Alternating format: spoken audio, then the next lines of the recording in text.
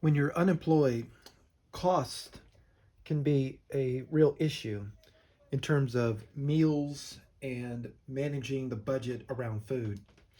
And so, one of the things I've been doing for the last couple of months is I've been living off of canned beans from Kroger's, primarily. Not every day, because that would be absolutely absurd, at least at this point. But I've been living off of canned beans. So this is one of them, Garbanzo beans. It's like I think it's $1.17 right now, but I stopped buying the individual cans and I buy them in bulk. So you can get a pack of four for $4.80 before tax. You can get garbanzo beans. You can get black beans. You can get chili beans. And the thing is that it's the organic brand, right? So when people say organic is expensive, you just got to look for the right organic, right?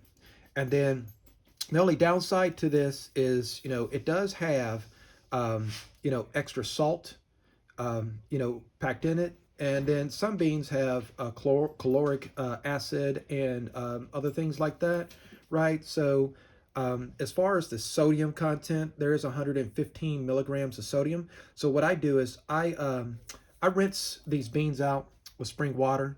So one of the things that I do is, and I know people will say, "Hey, you shouldn't do this because you are you're not being totally 100% Dr. Savior, whatever." But I do use these resealable plastic bags, right? People say, "Oh, you're going to get you some forever plastics or whatever, microplastics."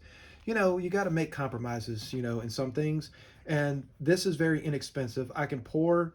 So what I do is I open this partially, like a little bit of the way, and I drain out all the juice that's in there. I drain it out, right? So you have to shake it first because some of the beans will just get stuck at the bottom. Shake it really well before you do this, and then you pull back this tab just a little bit, just enough for the liquid to go out, but for the beans to stay inside. And then I drain that out, and then I pour the beans in here, right? I'll pour the beans in here, and then one of the things I do is I'll take some spring water, right? And I'll pour just a little bit of spring water in here, and I'll just shake it up. I'll close the bag and shake it up, and that's how I get rid of the extra sodium and preservatives off of the beans. Now, if you're fortunate enough to be near a Whole Foods, then you can get garbanzo beans with the no salt added, right? But as far as I know, garbanzo beans is the only beans you can get in a can in some of these major stores with no salt added if it's available. But like I say, I have a way of rinsing them out, cleansing them out, so it doesn't bother me anymore about the preservatives, right? So I just cleanse it out. But main thing is make sure it's organic, right? So I know people say, "Hey, USDA organic is not 100%." You got to take what you can. It's better to get something that is like 90% clean than to get something that is 100% dirty. And so, this is one of the ways that I have maintained protein, right? People say protein, protein, protein. I used to be a protein denier, but now that I understand the science behind protein, then yeah, so I make sure I have adequate protein, and there's more protein in beans than most cuts of meat.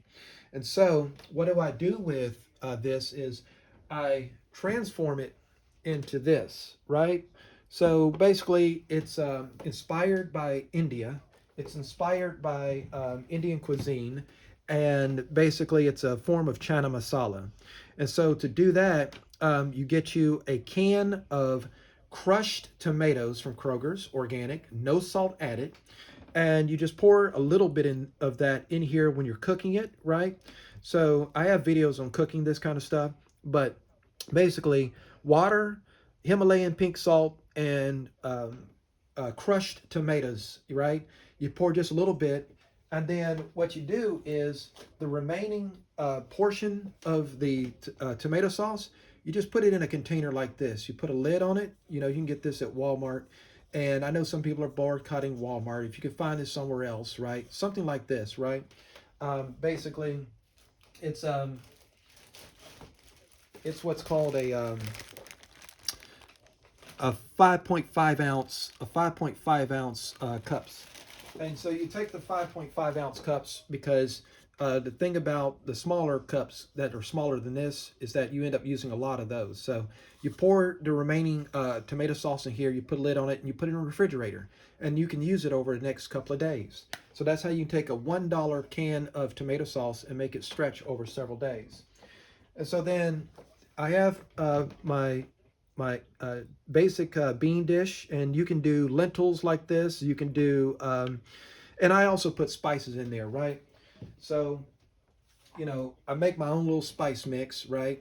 This used to be a jar of sesame seeds, and I just reused it. And I make my own spice mix, and I just keep it in here. And so that way I'm not trying to measure anything. I've already pre-measured everything, and so I just pour a little bit of this into the bowl, into the pot where this is cooking, and that way I have the adequate amount of spices that are good for your health, right? And so it's a very simple way to make that, and you don't have to be all precise about it. The important part is that it's organic ingredients, it's water, it's Himalayan pink salt, and it's spices and tomato sauce, and it comes together.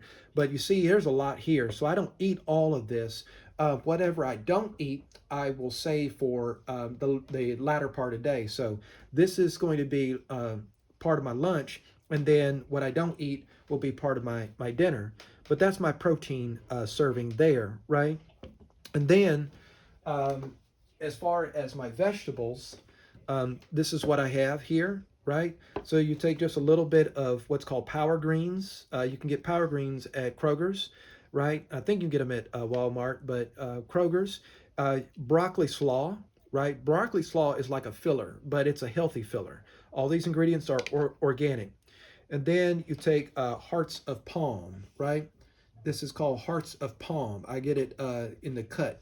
You can get it in a can for about $1, right?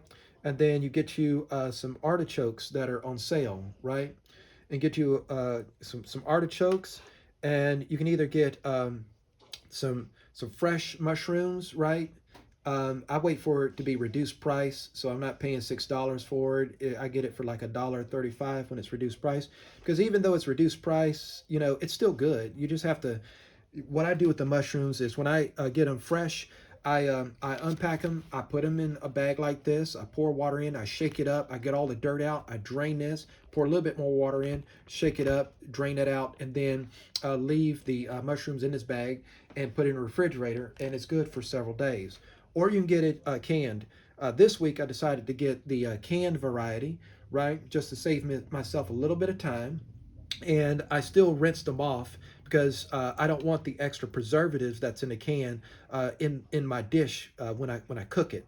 And you do spices, and and that's pretty much it. And so that's what a meal looks like when you're unemployed, or even if you're not, and you're trying to, you know, um, manage how much you expend on food, because food is still expensive, even when you're doing it like this, right? But this is going to be the least expensive option, and it's going to be the healthiest option. And then what I do is later on, I take some olive oil, and you get you some olive oil that will last you a good while, and that's proven to be the healthiest olive oil, right? You get some olive oil like that, and you only need a little bit, and you drizzle it over it after you cook it, right? Because you don't want the oil to break down. If you overcook oil, then it loses its health benefit, especially olive oil. So I cook this with water. I cook this all with water, right? Water-based cooking, right? And then once it's cooled down just enough, but it's still hot, then I drizzle the olive oil over it, and then mix it in. And then that way I preserve the health benefits of the olive oil while adding that oily texture to it at the same time. And so then I add a little bit of salt in this as I cook it, because it's better to have salt in it as it's cooking rather than after the fact, because you want those salt crystals to dissolve so that they don't interfere with your digestive system. So that's basically what I have going on here. I just cooked this, so I would sit here and talk a little bit longer, but I'm going to go ahead and dig in. If you have any questions in the comments, let me know. Until then, I'll see you on the next one. My upcoming discussions will be about why cybersecurity is fake, and I'm also going to do a breakdown of Billy Carson's 3.5 hour reaction video to the people that were talking about how he was handling different scholarly topics. So stay tuned for all of that, and I will see you soon.